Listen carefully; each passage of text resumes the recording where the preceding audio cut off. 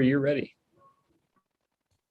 Yeah, I can go ahead and get us started right now. All right, so yeah, thank you for everybody for coming out here. And so I'll just go ahead and get right into it. I'll introduce our speaker for this Q&A slash speaker presentation. His name's David Kaufman. He's a K-State grad. He is a Wildcat Watch alumnus. He was actually, as he just told me, the first president of Wildcat Watch. And then following his time here at K-State, he spent a couple of years working for K-State DCM. Then he moved on to Kansas City, where he spent some time with Sporting KC, the soccer team. Moved to Colorado for a while, and then he came back to Kansas City, and he now is the director of photography for Liquid 9. So, David, I'll go ahead and let you get into what you want to talk to us about. All right. Cool. Thanks, Connor. Yeah, kind of like what he said. I went to school at K-State. Started out not really knowing what I wanted to do, and through somebody in one of my communications classes, one of like the gen ed comm classes, he was like, "Oh, there's actually a TV studio on campus." And I was like, "For real?" And so I found out about Dole Hall just kind of through random conversation with a guy in my class, and met Mary Molina, who now works for what is that, extension? Not extension. Who's she work with now, Tyler? Can you talk? If you can't talk right now, that's cool. But anyways, I met Mary Molina, and as well as Tyler Traxon, and they kind of took me around the studio, introduced me to Dole Hall and what they kind of do, and I was like, oh man, this is it. And so kind of from that point on, I just started showing up. I think the first time I just showed up, I just like walked into Dole Hall, and Mary was there, and I was like, are you guys shooting anything today? And she's like, no, not today, but if you want to come back, like, you know, on this day we'll be doing something if you just want to sit in shadow or whatever. And I was like, okay, cool. So I kind of just started to hang around and just kind of pop my head in and see if people needed help with stuff, just because I was interested in it. And then I kind of worked my way into working with the Jumbotron crews for, at the time, it was just sort of football and basketball, pulling cables, working with the crews, doing that kind of thing, working my way up to actually working a camera. Then with the kind of start of K-State HD TV, I don't know if that's still a thing, if you guys still have your streaming service or not, but when that started, we started doing like baseball and volleyball and stuff like that. So we got real busy as students because they started employing the Wildcat Watch students to help out and crew most of those. And then, you know, kind of the higher ups did a lot of the football and basketball things, but lots of sports experience, lots of live production experience. I also did a ton of lectures. I also did anybody who's had to sit through graduation ceremonies. I did my fair share of graduation ceremonies there. But a lot of my creative outlet was with that Wildcat Watch group. And luckily we had nice people like Tyler to kind of foster our ideas to kind of help make them into the shows that we wanted to do. We had a lot of like little TV host kind of shows. We had like a weekly update show. We did like, I don't know if you guys still do, we did a broadcast of like a battle of the bands when I was there. But just, I think I just kind of kept showing up, and it was fun. You met friends, and like I said in my little description that I had to send over, but James Rico, who's really taken off with his career, I'm still in contact with him, and I met him through Wildcat Watch stuff and working in Dole Hall. Yeah, I didn't know I was the first. I guess I had kind of forgot I was the first student president. But I really liked kind of that leadership role. And it was fun just kind of seeing other students come in, and now, like, even I remember I was a senior, there's a freshman came in, that Dakota German. I don't know if you know him, but I was out shooting something the other day and he ran up to me, and he's working for another production company in Kansas City. And it was just kind of cool seeing some worlds collide. Anyways, I'm going to jump from my K-State career to Kansas City. I moved to Kansas City when I graduated. And I didn't really have anything lined up. So I was like, well, I'm going to do a little bit of part-time work for K-State because I still had some connections with them. They had just opened up the campus in Olathe. And so I was doing a little bit of stuff with them, but not a ton, and shooting weddings on the side, doing small, I got some editing jobs just as an editor on freelance in Kansas City for a short time. And then I put a reel together and kind of sent it out to some people. Didn't really hear anything back. That was kind of how you try to get work. And then out of the blue, I got a call back from one of the producers over at Sporting, saying they had a new position that they were opening up for kind of a creative style shooter and editor for a lot of their video board stuff, their Jumbotron. And I was like, okay, well, I've got experience doing Jumbotron stuff. So yeah, let's do it. I love soccer. I grew up playing soccer. It's kind of a dream job scenario. So yeah, I worked for them for about 3 years, doing all sorts of stuff, in stadium stuff, web stuff. Unfortunately, no TV stuff directly, although they did end up using a lot of my footage that I shot for at the games, things like that, fan reactions, goals and stuff in some of the TV spots. But kind of hit a point after my 3 years, I was like, man, I've done sports I did sports in college. I've done sports for 3 more years. I kind of want to see what else I can do. I was like, I want to dip my toes into the corporate world just to see how I like just kind of the storytelling aspect and the ability to actually concept an idea, craft something, go out, execute it, come back, hone in on it, and then make something really cool. Because with sporting or with sports, it feels like it's so the turnarounds are so fast. It's just kind of go out, shoot. It's kind of a hunt and gather, which could be fun, but it can also be exhausting after a while. And it's like, I feel like there's other ways of doing this, and I don't know what that is. So I got on with just as an editor with a small production company in Denver. They did a lot of documentary style work, and that's kind of also what I was really interested in and wanted to get more experience with. And so I wanted to shoot. I loved shooting, but a lot of my experience was in editing. And so I was doing a lot of editing for this company, not a lot of exciting projects. I've had to edit a lot of really bad stuff. I've edited some fun stuff, but you end up having to editing and shooting a whole lot of really, really bad stuff. But it makes you better. And so I wanted to be shooting. I kind of took it upon myself to just create my own projects, just go out and shoot whatever, whether it's just like time lapses or beauty stuff or just stuff around the city, or I got really into, there's kind of a cool street art graffiti scene in Denver that I found kind of a way in with some people to just capture some of the artists that were doing work around town.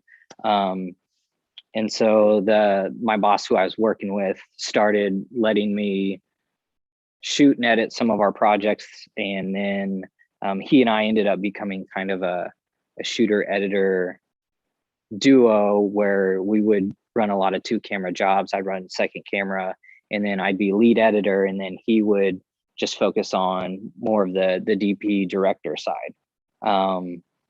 And so we operated that way until we brought on a full-time producer and another editor by the time I moved back to Kansas City. But a lot of doc work, a lot of corporate stuff, boring stuff, fun stuff, just kind of all over the map. When you're in the corporate world, it's all over the place. It can be really, really fun and interesting because the concept is really cool and the people that you're working with are really jazzed about the project. Or it could be like, we need some tutorial videos about this product, and it's just going to be on a tabletop, and you're just going to light it and put graphics over it and some music, and like, that's it. But it's like you've got to take those jobs, and you end up, what's a nice way to approach those are, and I learned this from a guy that I worked with in Denver. It was like, do one thing that's different every time. So that way you're not just like getting stuck doing the exact same thing over and over and over and over. It's like, what's one thing that's different that you can do this time that you didn't do last time? And whether it's lighting, whether it's the way you lens it, whether it's the way you move the camera, maybe it's the way in which you edit it, but it's like, what is something different that you can focus on this time, just to relieve yourself a little bit creatively, and you don't get stuck in kind of the monotonous, just kind of the same pattern of things over and over and over, because that's kind of how you get burnt out. Anyways, now I kind of lost where I was at. Anyways, another thing that I learned in Denver that I didn't really think a lot that I would learn a lot about or be as interested in as I ended up being was learning about storytelling and how stories work and how characters work and how story arcs work, and just things to look for when you're shooting, as far as like who makes a good character, who to focus on. My boss was a coach for a storytelling educational program called Muse Storytelling. It was started by a group called Still Motion. They had some videos on Vimeo and stuff for a while about shooting weddings and stuff, and they were these psychology majors turned filmmakers, and they really focused on trying to tell better stories. And then they created this whole educational platform to help people like myself learn about storytelling, where maybe I didn't have that kind of education in college, or maybe it's just like some tips that help me when I'm trying to decide who I want to be my main character in a piece. And so that was really helpful, and I think they're probably still doing stuff. So if you guys are interested in learning more about telling better stories, and they break it down into like really simple, easy to understand formulas, and then you learn the formula, and then you kind of learn how to break the formula. But it's really good, just like basic knowledge of how stories work. Anyways, I'm going to jump to coming back to Kansas City. My wife and I decided to come back because Denver was really expensive, and we were kind of ready to start a family and settle down, and we wanted to be close to our families. My wife is from Kansas City. I'm from Topeka. So we kind of landed back to where we started. And luckily at the time, this company here, Liquid 9, they were transitioning out an editor, and she also shot a little bit of stuff too. And it's just kind of, man, I liked it. I think I lucked out. It was kind of right place, right time. I emailed the right person at the right time. Things just kind of ended up working out that way. They were looking for someone who did what I did. But mostly, again, on the editing side, they're like, we need an editor, but we know you have shooting experience, and that's good because everybody here kind of wears multiple hats, but we'll probably have you shoot a lot of the smaller stuff, and then we'll hire out for the larger shoots, but you can be on set for that. You can assist and learn. And I was like, yes, I haven't had like any larger production experience. I really want that higher end experience. And so, yeah, let's do it. And so after about a year here, COVID hit, a lot of editing, but I just kept shooting my own stuff for fun. And just kind of working my way up with the guys that work here. And like I was telling Tyler, I just shot I didn't tell him it's a national TV commercial for Omaha Steaks last week. And so now I'm their director of photography and senior editor. And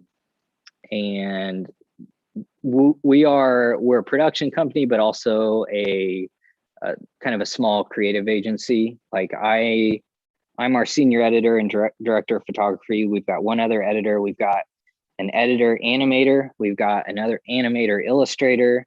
We've got a creative director who's also a designer. We've got a director who was a creative director and is also a designer. We've got a director who is like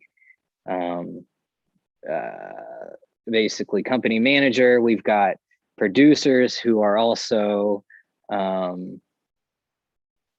executive producers and client managers. It's like everybody's wearing a lot of hats. But we've got a really, really fun group of people to work with. And I think that makes a huge difference wherever you go or whatever crews you're working with. If you find the right people to have fun with, it's invaluable. I mean, the jobs could be boring, but if like you like the people you're working with, it's just so much better. And it makes it all worth it. If you can laugh with the people that you have to spend all this time doing this stuff with, you know, what you're actually doing is far less important than it is than working with a really good team. That's some advice. So surround yourself with people that you feel like make you better, and things end up just becoming more fun. That's something that I think I had a little bit at sporting. I didn't have much in Denver. My boss was nice, but he wasn't a real social guy and just kind of awkward, but very smart. And then coming here, I just kind of felt like I fit in with these guys, and everybody works really hard, and you know, it's a good group, and that's huge. It's hard to find, but if you find it, hang on to that, because it'll lead you in a good direction. That's kind of my story. I rambled a lot. I'm normally the guy behind the camera, so I let other people do the rambling. But feel free. I'll answer any questions. Anybody's. Yeah. We can go ahead and start with, there was a question from Andrew Morris from the live stream on YouTube. He was asking, do you like shooting documentary stuff or creative stuff more?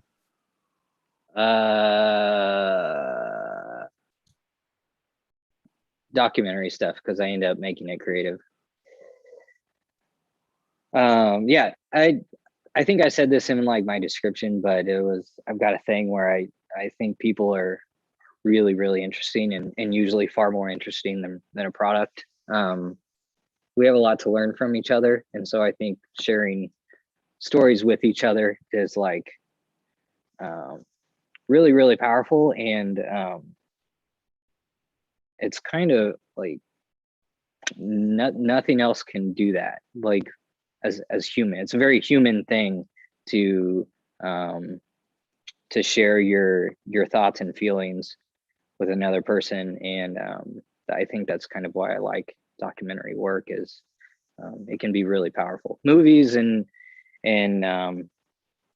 other forms of art, you know, can be very powerful because it's all about human emotion and connecting on different levels and connecting differently with everybody. But yeah, I really like documentary work. It's really fulfilling on a higher level than just kind of monetary or creative. So thanks, Drew. Yeah, excellent. So we can go ahead and open up the floor for anybody in the Zoom that has any direct questions. So just go ahead and unmute or type them out. Anybody in here have a question?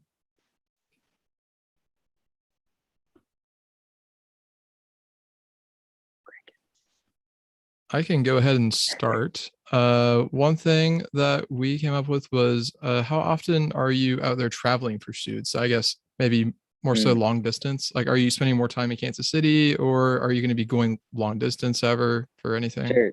That kind of the way we operate, we travel some, not a lot. But if you just freelance as a DP and you're just, or an AC, PAs, you probably won't travel. But if you're a department person, you'll probably end up traveling as much as you want to. Honestly, if you want to take jobs that travel, there's a lot of production in town. Like, you can stay in town if you want.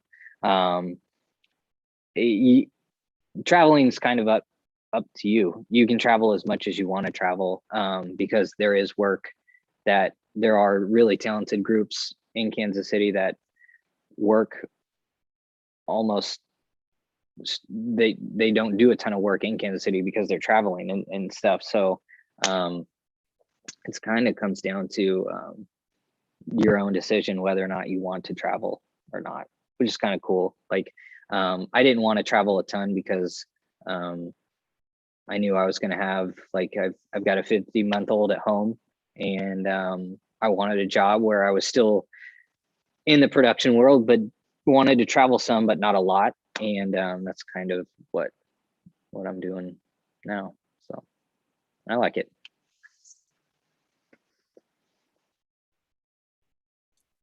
Awesome. Any questions from anybody out in the Zoom? I have one. Can you hear me? Yep. Okay. Yeah. So like how much does like your day-to-day differ throughout like your work week? Like kind of what's Sure. like a day in the life of you? Sure. I mean, we operate kind of a 9 to 5 here, except for on shoot days. Shoot days are usually longer. And it's also, if you have to stay later to get what you need to get done, you know, then we stay later. But I'm probably shooting kind of, it's different the way it fluctuates. You're usually not shooting a whole lot at the beginning of the year because everybody's figuring out how they want to spend their money. And then once kind of spring hits, from like March to May, we're shooting quite a bit. And then we didn't shoot a lot midsummer. Late summer, we shot a lot. And then it kind of, let's see, it ebbs and flows. And that's just kind of the way the freelance world goes too. I do kind of like this because the hourly routine is the same, but what I'm actually working on is kind of always different. Like, luckily I do work on a lot of projects where it's not a lot of the same thing every time. It's either a 30-second commercial or like you know, a 3.5-minute video for a website or a 90-second video for a website. Sometimes I'm working with animators, sometimes I'm not. And I think I like the variety that I end up getting in my day to day. It kind of keeps you on your toes, keeps it interesting, I guess you could say. So yeah, I think if I was doing, and I think that's kind of why I got a little bit burnt out doing sports stuff. It was just sports stuff all the time. And it was kind of like you're telling the same story every night. It's like, all right, we didn't get them last time, but we're gonna go out and we're gonna get them this time. And it's just like you're telling that story over and over and over and over. And it was like, oh, a different story to tell. I like kind of the variety of being in sort of the agency corporate world, I guess you would say. So yeah. Thank you. I You're appreciate that. welcome. Yeah. Yeah, excellent answer. Another question, Tyler put in the chat. What was one thing you learned after graduating from K-State that you wish you knew before? Mm.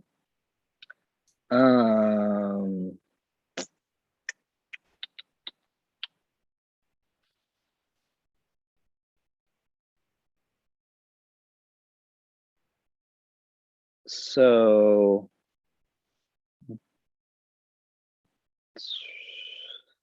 me think. I'm sure there.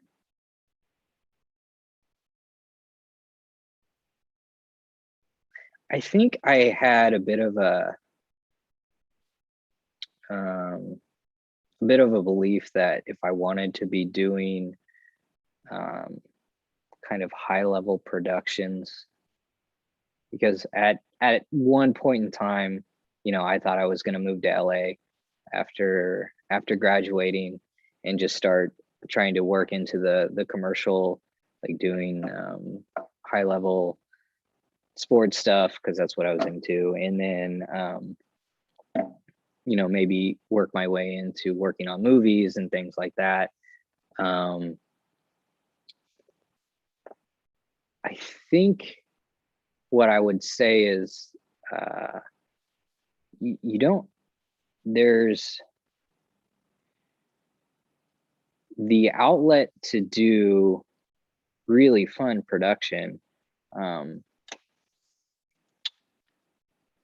is available to you. You don't have to be in LA to make a movie. You don't have to work with a high level production group to make something that looks high level production. It's really all in the amount of creativity you want to put into it. And so I think don't think that you can't do a lot of those things. Don't think that you have to go to, I'm not saying don't go to LA or New York or anything like that, but there are a lot of opportunities real close to you to do a lot of fun stuff and gain a lot of really, really good experience. So don't get kind of tunnel visioned into only thinking that you have to be in these big cities to do big level production, because that's not true. That just it really just comes down to you know, how much effort are you gonna put into trying to figure out who's doing good production near you, or just start doing it yourself. I don't think you, like I said, I don't think you have to be in LA to make a movie. You can make a movie with what you guys have at K-State. Like it just comes down to the creativity that you want to put into it. So I don't know if that really answers the question, but that's how I'm going to answer it. That seems like a pretty good answer to me. Okay. But another question, favorite, most memorable project that you've worked on?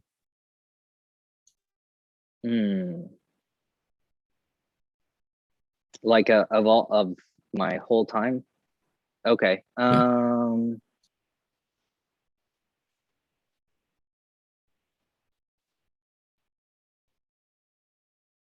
Man, that's really hard.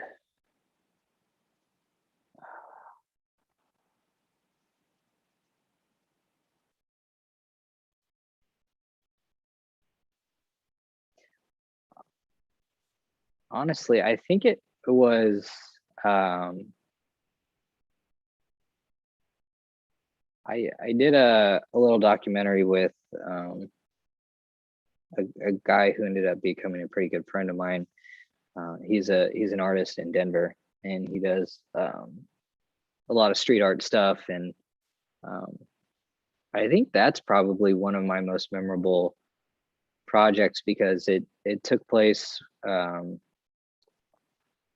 of over a year, and then before I moved back, we shot kind of our wrap up interview. But it ended up becoming kind of a nice creative outlet outside of the working world kind of thing, where I could just do whatever. Like I could shoot it however I wanted. I could um, make it look however I wanted. I could frame it, cut it, however I thought, you know, I wanted to tell how in whichever way I wanted to tell that story. I could just do kind of what I wanted to do, and it was real freeing. But also, you learned a lot of.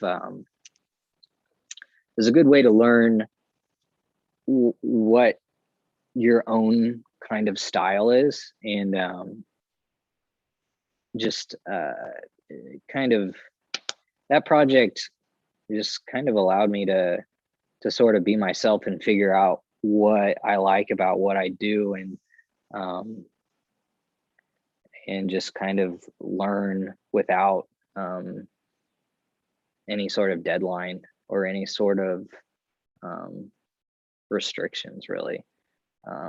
Finding those passion projects, um, they're kind of hard because you end up putting a lot of pressure on yourself to do them, and you can kind of feel stuck with those. But if you keep working through them, you end up learning a lot that you'll end up bringing out of your tool bag later when you get into a situation for an actual client's project, and they're trying to figure out how to do something, and you're like, oh wait, I did this um, when I was shooting this, and it was actually worked out really great. What if we did this? It's just, you never know what you're going to end up being able to bring to the table. So allowing yourself time to just be creative and time to explore things and learn um, is huge. And so I think, yeah, my most memorable project was probably just a passion project of my own that I did. So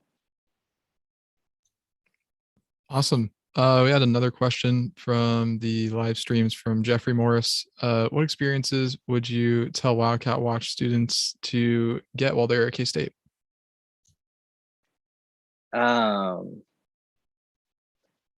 Man, just utilize the resources that are available to you.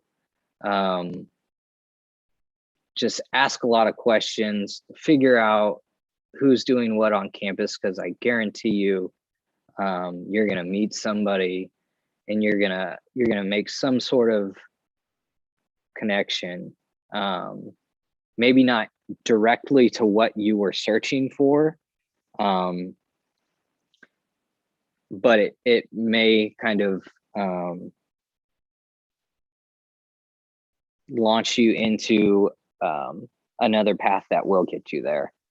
That's kind of what I think the best thing I could have done when I was there was just being involved with Wildcat Watch, because you got to meet a bunch of other students. You all got to work on projects together.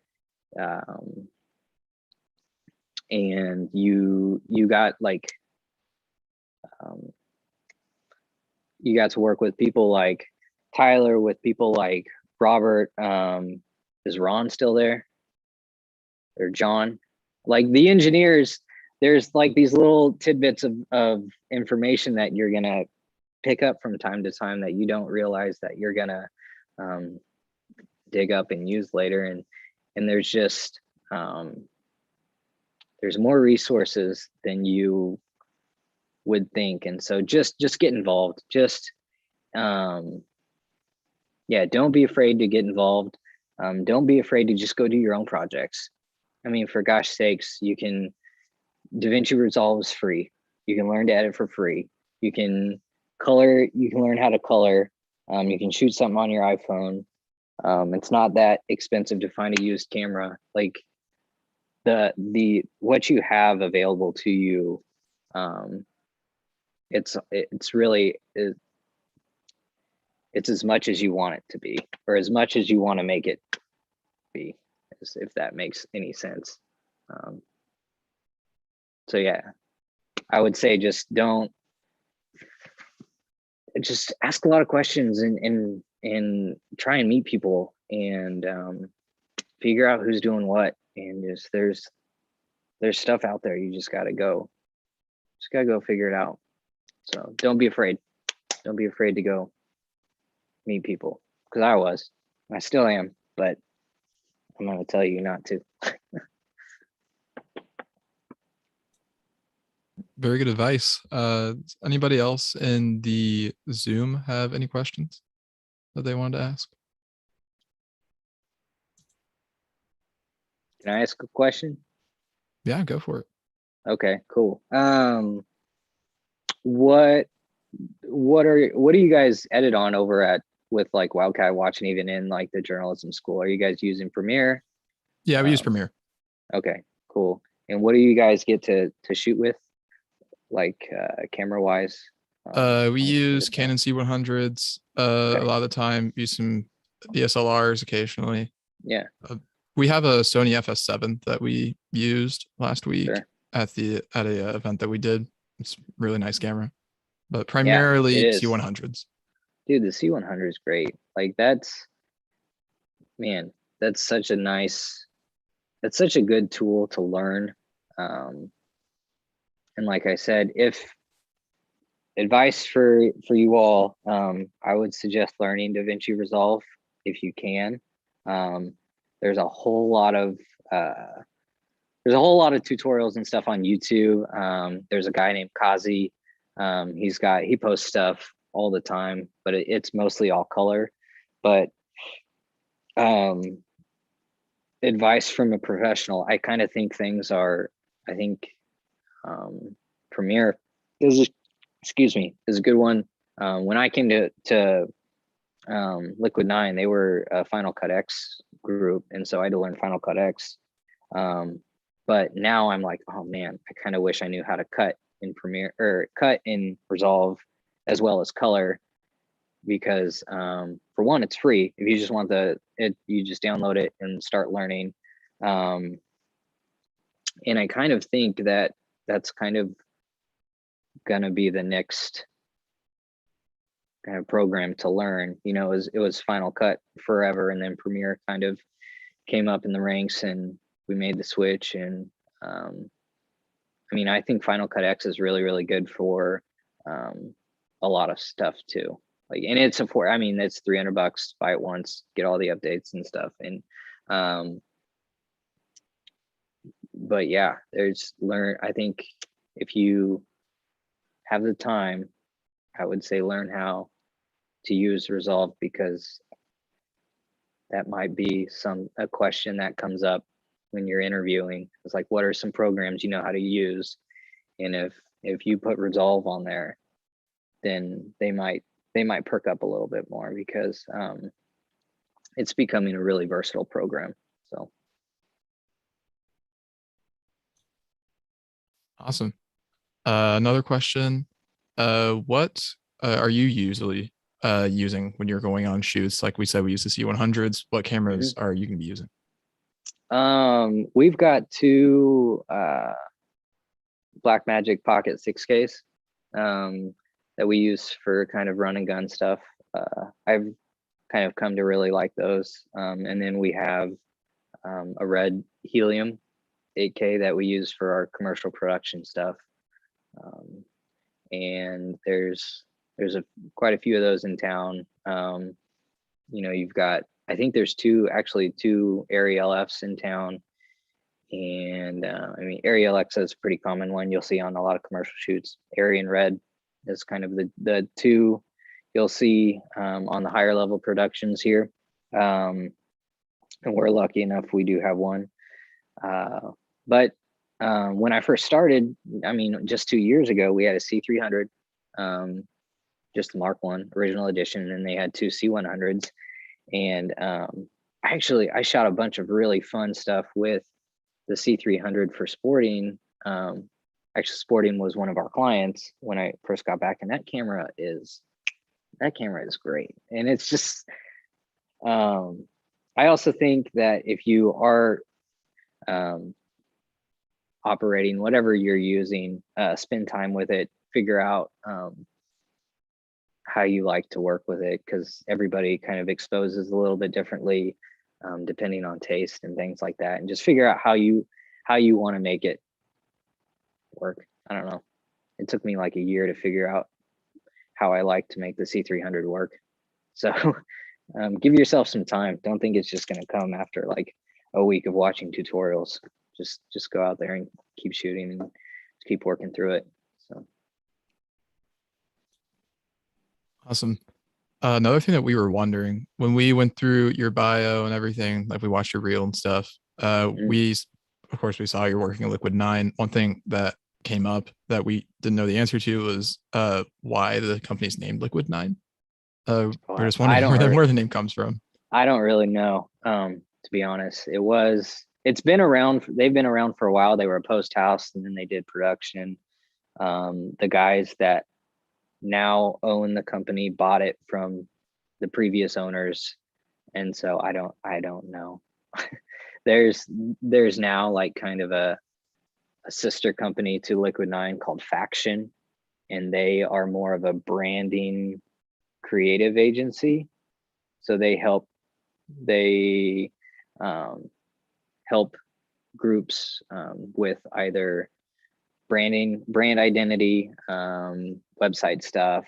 If they need video work, then that will go through Liquid 9 as the production company.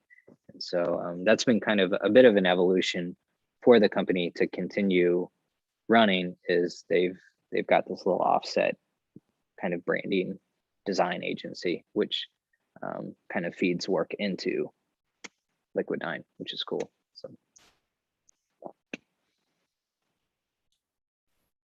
awesome. I guess the Liquid 9 name will remain a mystery for now. Yeah, but it's I don't know.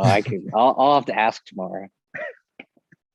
All right. And then we had another question from the stream from Jeffrey Morris. How is short form video on social media platforms such as TikTok affecting the larger video picture? I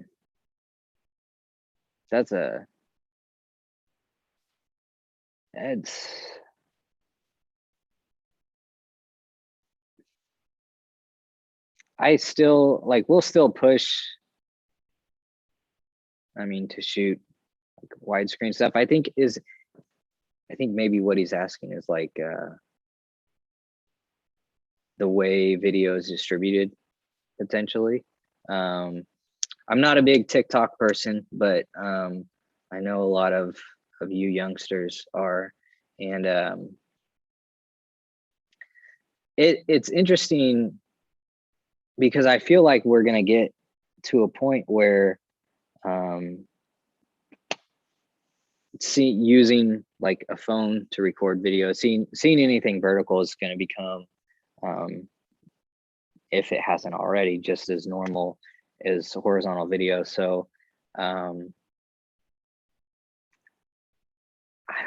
don't know. I mean, honestly, I think it comes down to how are you using the tool, and